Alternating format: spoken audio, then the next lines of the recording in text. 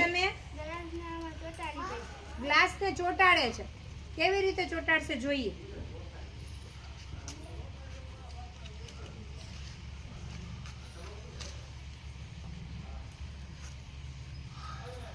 સળગાવ્યું છે.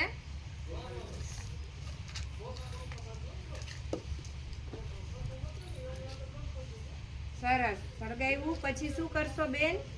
પાણી નાખ્યું એને એમાં. પાણી નાખ્યા પછી શું કરશો તમે? પાણી તો અંદર ખેંચાઈ ગયું. બધું જ પાણી ખેંચાઈ ગયું. વાહ. પછી હવે વેરી ગુડ, ખૂબ સરસ.